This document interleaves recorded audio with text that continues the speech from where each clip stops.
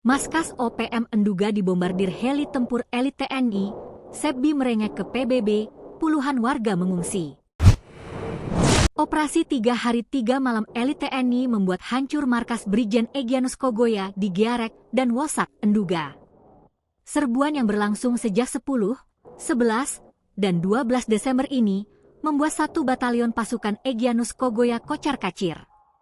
Menurut informasi, pihak TNI mendapati aksi kekerasan yang dilakukan oleh OPM bersenjata Nudga di 2 distrik Wosak dan Giar tersebut. Warga dicekam ketakutan, sehingga elit TNI langsung mengerahkan 6 helikopter. Selama 3 hari serangan dilakukan, 2 markas OPM Enduga direbut dan Egi Nuwas bersama anaknya kabur. Namun, juru bicara OPM Sebbi Sambom terlihat emosi dan mengadukan serbuan ke dunia internasional. Pada tanggal 10 Desember 2025, bertepatan dengan Hari Hak Asasi Manusia Sedunia, aparat militer Indonesia melakukan operasi udara menggunakan 3 unit helikopter militer ke wilayah distrik Giarek dan distrik Wosak, ujar Sebbi Sambom dilansir Kamis 18 Desember 2025. Menurut laporan tersebut, operasi udara kembali dilakukan pada 11 dan 12 Desember 2025 dengan melibatkan 6 unit helikopter militer. TPNPB mengklaim serangan udara itu menyasar 2 distrik yang mencakup sedikitnya 12 kampung. Akibat serangan bom tersebut, banyak warga sipil terpaksa mengungsi ke hutan untuk mencari perlindungan dan hingga saat ini belum kembali ke rumah mereka.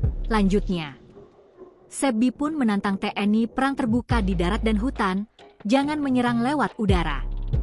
Sementara itu, Direktur Eksekutif Yayasan Keadilan dan Keutuhan Manusia Papua, YKKMP, Theo Hesegem merespon kejadian itu, ada 45 warga yang mengungsi. Saat tiba di tenda mereka menyambut dengan isak tangis. Pengungsi minta kalau segera dibantu agar kembali ke kampungnya merayakan Natal, peringatan kelahiran Yesus Kristus bagi umat Kristiani, ujar Theo. Hesegem menambahkan, pada pukul 13 WIB, tim kemanusiaan bertemu pengungsi di SD Impres Kenyam.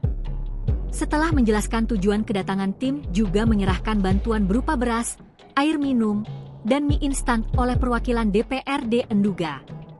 Menurut Hesegem, Kapolres Enduga merespon positif kehadiran tim kemanusiaan. Kapolres juga menyampaikan pada prinsipnya untuk urusan kemanusiaan Polres sangat terbuka. Kami juga sampaikan apresiasi dan terima kasih kepada Pak Kapolres. Beliau juga senang karena kami sudah datang melapor diri dalam urusan kemanusiaan, kata Hesegem.